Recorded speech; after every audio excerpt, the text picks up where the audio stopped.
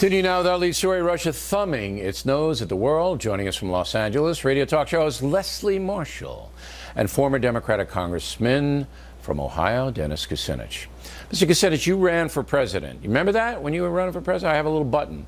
Remember that? I ran on a platform that opposed the war in Iraq and Afghanistan. You opposed the Revolutionary War. Okay. So say you were elected. The war in Iraq was wrong. No, I said the Revolutionary War. Bill, don't be ridiculous. You know, I'm an American. I stand for America's interests. And this stuff in Russia, it's a little jest. You have to ask what's right for America. It's a little jest, okay? So calm down. Okay. So say you were elected president, all right? And you're in the exact same position that Barack Obama's in right now. Putin rolls into the Crimea, violating international law. What do you do? What I do is not have USAID and the National Endowment for Democracy working with U.S. taxpayers' money to knock off an elected government in Ukraine, which is what they did. I wouldn't try to force the people of Ukraine into a deal with NATO against their interest or into a deal with the European Union, which is against their economic interests. So it's the USA's fault that Putin rolled in? We made him do it? You have to... Bill O'Reilly, if you don't believe in cause and effect, I don't know what I can do for you. All right, I'm just asking you, is it America's fault? Did America provoke Putin to roll into the Crimea, in your opinion? Well, you have to look at what happened. The U.S. has been involved covertly and behind the scenes with the CIA, with the National Endowment for Democracy, and USAID to stir up trouble in Ukraine. All right. Now you've got neo-Nazis that are in control. So the CIA went door to door in Kiev, forcing people into the streets to demonstrate Bill, against. This is a serious issue. You know, it's a serious issue. What's happened. But I don't think you. I think from what I'm hearing, and I want to get to Leslie, but I'll come back. You can think about it. From what I'm hearing, you're blaming the USA for subverting Ukraine in the first place, thereby giving Putin a pass to go in and invade. That's what I'm hearing, but I'll get back to you. Leslie, what would you do?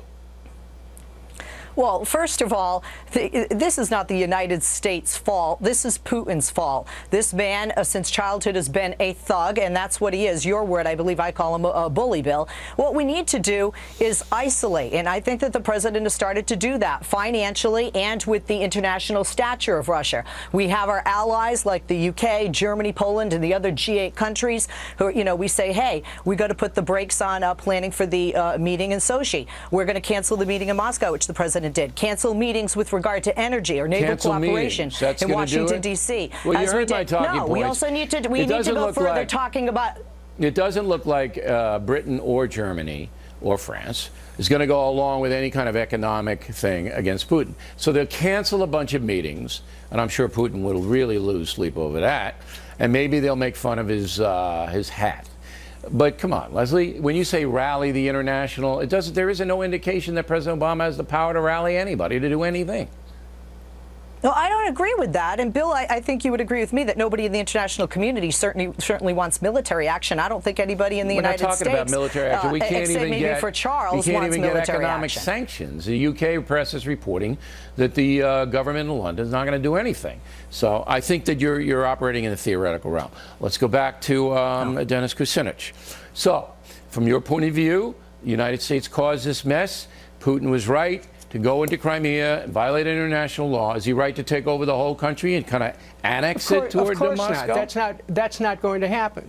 And of course that wouldn't be right. You know, Crimea is okay. Crimea is okay. We should be concerned about the Ukrainian people because they're being used right now. They would be used by the IMF in a new austerity program, by NATO to go on the doorstep of Russia. Do you think the Ukrainian people would be better off under Putin's heel or in the EU? The people of Ukraine have to make that decision. And they did.